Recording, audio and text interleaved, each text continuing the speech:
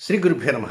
కన్యారాశి జాతకులకి 2024 ఫిబ్రవరి 1వ తేదీ గురువారంతో ప్రారంభమై 10వ తేదీ శనివారంతో అంతమయ్యేటువంటి ఈ మొదటి 10 రోజులలో ఫలితాలు, సూచనలు, సలహాలు క్లుప్తంగా 3 పాయింట్లలో తెలియజేయబోతున్నాం.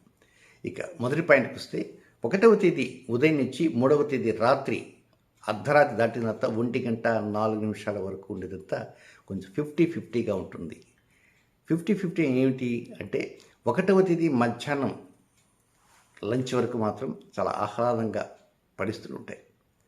మనసు అంతా కూడా ప్రశాంతంగా ఉంటుంది. మనసుతో పాటు శరీరం కూడా సుఖాన్ని అనుభవించే విధంగా ఉంటుంది. ఇక 1వ తేదీ మధ్యాహ్నం భోజనం చేసిన తర్వాత నుంచి కొంచెం సోమర్థనం ఎక్కువ అవుతుంటుంది. సోమర్థంతో పాటు నిరుత్సాహం వస్తుంటుంది. నిరుత్సాహం పాటు ఆవేశం వస్తుంది. అది అసలు పాయింట్. కనుక ఆవేశానికి కొంచెం పెద్దపీట వేయకూడదు. సోమర్థనానికి అంతకంటే పెద్దపీట వేయకూడదు. ఎదుటివారితో మాట్లాడే సమయంలో అవతల వారిని లెక్క చేయకుండా మాట్లాడే అవకాశాలు వస్తాయి కనుక కొంచెం కంట్రోల్లో ఉండడానికి ప్రయత్నం చేయండి. ముఖ్యంగా డబ్బు విషయంలో కూడా కొంచెం ఇబ్బందికరంగా ఉంటుంది. 2వ తేదీ 3వ తేదీ ఈ 2 రోజులు కూడా కొంత ఫైనాన్స్ విషయంలో ప్రాబ్లమ్స్ ఫేస్ చేసే అవకాశం వస్తాయి. టైంకి డబ్బు అడ్జస్ట్ కాక ఒక జీతం వచ్చినా కూడా కొంతమందికి టైంకి రావచ్చు, టైంకి రాకపోవచ్చు. 1వ తారీఖు వచ్చినప్పటికీ జీతం దానికి ఉండేటువంటి ఖర్చులు వగైరాలు ఉంటాయి కనుక ఒక్కోసారి దేనికి ఏది అనేది నిర్ణయించలేకపోతారు. కొన్ని ముఖ్యంగా అర్జెంటు ఉంటాయి, కొన్ని లేట్గా ఇచ్చినా పర్వాలేదు, కొంత రుణభారం ఉంటుంది కదా, కొన్ని ఈఎంఐస్ ఉంటాయి. కనుక ఏదైనా 2వ తేదీ 3వ తేదీ మీ ప్లానింగ్ మాత్రం దెబ్బతినే అవకాశం వస్తుంది. కనుక మీ అక్కడ 2, 3వ తేదీల్లో ఈ మనీ పేమెంట్స్ అన్నీ కూడా ప్లానింగ్గా చేసుకోవడానికి ప్రయత్నం చేయండి. ఆవేశానికి మాత్రం దూరంగా ఉండడానికి ప్రయత్నం చేయాలి. మీరు ఎంత ఆవేశపడితే పరిస్థితి అంత దిగజారుతుంది. మీరు ఎంత కూల్గా ఉంటే పరిస్థితి డెవలప్మెంట్ వస్తుంది. కనుక ఆవేశానికి మాత్రం ఎట్టి పరిస్థితుల్లో వెళ్ళవద్దు. కూల్గానే ఉండండి. ఎదుటి వారి నుంచి ఏదో ప్రకారంగా బెనిఫిట్స్ మీరు పొందాలి అంటే మీరు ఎంత కూల్గా ఉంటే అంత మంచిది. మీ ఆవేశం మీకు అనర్థము. కనుక తన కోపమే తన శత్రు, తన శాంతమే తనకు రక్ష అనేది పర్టికులర్గా మీకు 2, 3 తారీఖుల్లో మాత్రం అర్థమవుతుంది. ఇక సెకండ్ పాయింట్కి వస్తే 3వ తేదీ రాత్రి 1:04 ప్రారంభమై 6వ తేదీ ఉదయం 7:35 వరకు ఉన్న టైం అంతా కూడా చాలా వరకు ఆనందదాయకంగా జరిగిపోతుంటుంది. తోబుట్టువులతో కావచ్చు, మిత్రులతో కావచ్చు, హితులతో కావచ్చు, సన్నిహితులతో కావచ్చు, కొత్త నిర్ణయాలతో కావచ్చు, టెక్నికల్ సంబంధం సపోర్ట్ విషయంలో కావచ్చు, ఏదైనా చాలా ప్లస్ పాయింట్సే. ఆ ప్లస్ ఎంత చిన్నగా ప్లస్ కాదు, 40-30% కాదు, దాదాపు 90% వరకు ప్లస్లు ఉంటాయి. అనుకూలంగా డెవలప్మెంట్స్ రావడానికి కొత్త నిర్ణయాలు వచ్చాయి, కొంగృత ఆశయాలు వచ్చాయి. ఏదో గొప్ప పండగ వాతావరణం ఉన్నట్లుగా మీకు అనిపిస్తుంటుంది అనమాట. 4వ తేదీ 5వ తేదీ ఈ 2 రోజులు కూడా చాలా హ్యాపీగా అడుగులు వేస్తున్నారు. మీ అడుగులకు మడుగులు ఎత్తేవారు కూడా కనపడుతున్నట్టుగా మీరు గ్రహిస్తారన్నమాట. సో ఏ విధంగా అయినా సరే డెవలప్మెంట్స్ కనపడుతుంటాయి. కొత్త నిర్ణయాలు తీసుకోవడానికి అవకాశాలు వస్తాయి. మీ ఆలోచనలకి కొంతవరకు ధైర్యం అనేది చేకూరుతుంది 4-5 తేదీల్లో. ఇక నెక్స్ట్ 3వ పాయింట్, ఇది కొంచెం లెంగ్తీగా ఉండే పాయింట్, కొంచెం విసుగని పాయింట్. ఇది ఎప్పుడంటే 6వ తేదీ ఉదయం 7:35 నుంచి 10వ తేదీ రాత్రి ఇది కత్తి మీద సాములాగా ఉంటుంటుంది.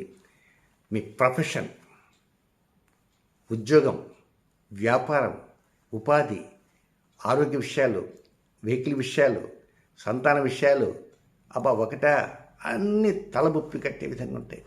ఒక నిర్ణయం తీసుకుపోయి ఒక చోటకి ఒక నిర్ణయం, ఒక్కోసారి ఫోన్ ఒకరికి చెప్పి మరొకరికి ఫోన్ చేస్తుంటారు. ఒక్కోసారి ఒకరికి చెప్తారు. సపోజ్ ఉదాహరణకి ఒక ముఖ్యమైన విషయం ఉంది, మీ శ్రీమతి గారు లేక శ్రీవారు లేకపోతే మీ కుటుంబ సభ్యులు ఎవరో ఒక నిర్ణయం చెప్పాల్సింది, వారికి చెప్పకుండా నిర్ణయం వేరే వారికి చెప్పేస్తారు. అంటే మీరు ఏదో టెన్షన్లో ఉంటారు. కనుక 6వ తేదీ ఉదయం 7:35 వచ్చింది అంటే బీ అలర్ట్. ఎవరితో ఎప్పుడు మాట్లాడాలి ఏమిటి ఒక టైం టేబుల్ వేసుకోండి.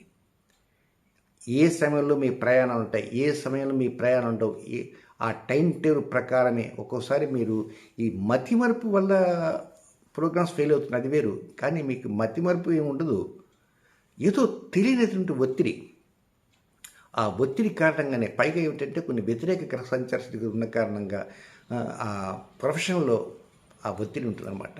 కనుక టైంకి భోజనం చేయని కారణంగా, సమయానికి నిద్రపోని కారణంగా, ఒక్కోసారి ఏదో కొంచెం ఈ లిటిల్ బిట్ అనారోగ్యం కారణంగా కూడా వస్తుంది. తలనొప్పి కావచ్చు, కోల్డ్ ఎఫెక్ట్ కావచ్చు, ఫీవర్ కావచ్చు, లేదా లెగ్‌కి ఏదైనా పెయిన్ కావచ్చు, లేకపోతే నడిచేటప్పుడు కాలు ఎదురురాయి కొట్టుకోవచ్చు. ఎదురురాయి కొట్టుకుంటే కింద పడవచ్చు. కనుక ఏదంటే అది మీరు కేవలం స్వయంకృతాపరాధమే. కనుక చాలా జాగ్రత్తగా, ఎంత జాగ్రత్తగా ఉంటే అంత మెరుగైన పరిస్థితులు ఉంటూ వస్తాయి. మీరు అజాగ్రత్తగా ఉంటే అంత సమస్యలు వస్తాయి. కనుక జాగ్రత్తగా ఇక్కడ పెద్దపీట. ఎంత జాగ్రత్త ఉంటే అంత డెవలప్మెంట్స్ వస్తాయి, అంత కీర్తి ప్రతిష్టలు పెంచుకోవడానికి అవకాశాలు అంటూ వస్తాయి. సో 6, 7, 8, 9, 10 ఈ 5 డేస్ మీ జాగ్రత్తే మీకు శ్రీరామ రక్షగా ఉంటుంది. అది బాగా గుర్తుంచుకోండి. ఇకపోతే కొన్ని ముఖ్య వ్యతిరేక సమయాలంటూ ఉన్నాయి ఒక్కొక్క నక్షత్రం ప్రకారంగా. ఆ వ్యతిరేక సమయాలు కూడా తెలియజేస్తాను. ఈ కన్యా రాశిలో జన్మించిన ఉత్తరా నక్షత్ర 2, 3, 4 పాదాల్లో జన్మించిన వారికి 2, 3, 4 పాదాలు జన్మించిన వారికి 5వ తేదీ ఉదయం 7:54 నుంచి 6వ తేదీ ఉదయం 7:35 వరకు ఇది అనుకూల సమయం కాదు. రొటీన్ కార్యక్రమం చేసుకోవచ్చు. Unfavourable time. ఇక హస్త నక్షత్రంలో జన్మించిన వారికి 6వ తేదీ ఉదయం 7:35 నుంచి 7వ తేదీ ఉదయం 6:27 వరకు ఇది అనుకూల సమయం కాదు. రొటీన్ కార్యక్రమం చేసుకోవచ్చు. ఇక చిత్రా నక్షత్ర 1, 2 పాదాల్లో జన్మించిన జాతకులకి 7వ తేదీ ఉదయం 6:27 నుంచి 8వ తేదీ వేకుంజామున 4:37 వరకు ఇది వారికి అనుకూల సమయం కాదు. వ్యతిరేక సమయం. రొటీన్ కార్యక్రమం చేసుకోవచ్చు. ఇవి నక్షత్రాల ప్రకారంగా చెప్పేటువంటి అన్ఫేవరబుల్ టైమింగ్స్. ఇవి కాకుండా ఏ నక్షత్రంలో జన్మించినప్పటికీ కూడా కొన్ని సమయాలంటూ ఉన్నాయి. అవి నక్షత్రం ఏదైనా కావచ్చు. ఆ సమయాలకు 3 సమయాలు ఉన్నాయి. అవి ఏమిటంటే 1వ తేదీ మధ్యాహ్నం 2:03 నుంచి రాత్రి 3:07 వరకు, అంటే అర్ధరాత్రి దాటిన తర్వాత తెల్లవారి 2వ తేదీ అనగా. ఇక 2వ సమయం 5వ తేదీ ఉదయం 5:45 నుంచి 5వ తేదీ సాయంత్రం 5:24 వరకు ఇది కూడా అనుకూల సమయం కాదు. రొటీన్ కార్యక్రమం మాత్రం చేసుకోవచ్చు. ఇక 3వది 8వ తేదీ మధ్యాహ్నం 11:17 నుంచి 8వ తేదీ రాత్రి 9:42 వరకు ఇది కూడా అనుకూలమైన సమయం కాదు. రొటీన్ కార్యక్రమాలు చక్కగా చేసుకోవచ్చు. యథావత చెప్పొచ్చేది ఏంటంటే ఈ కన్యారాశి జాతకులకి 3వ పాయింట్ 6, 7, 8, 9, 10 అని చెప్పా కదా. ఈ 5లలో చిన్నపాటి పరిహారం ఉంది. అదేమిటంటే అది 6వ తేదీ ఆ రోజే మూలా నక్షత్రం. 6వ తేదీ మూలా నక్షత్రం. ఆ మూలా నక్షత్రం ఆ రోజు మంగళవారం. ఆ రోజు మంగళవారం కొద్దిగా పులుపుని కొద్దిగా తగ్గించడానికి ప్రయత్నం చేయండి. ఎక్కువ తినకుండా పులుపుని కొంచెం తగ్గించండి. 6వ తేదీ మంగళవారం. అది ఉదయం కాకపోయినా, రాత్రి కాకపోయినా, మధ్యాహ్నం భోజనంలో మాత్రం కొంతమంది పులుపుని విపరీతంగా తినేస్తారు. కనుక ఆ పులుపుని ఎంత బాగా కంట్రోల్ చేస్తే అంత బాగా అనుకూలతలు వచ్చే అవకాశాలు అంటూ ఉంటాయి. ఈ చిన్న నిర్ణయాన్ని తీసుకోవడానికి ప్రయత్నం చేయండి. శుభం.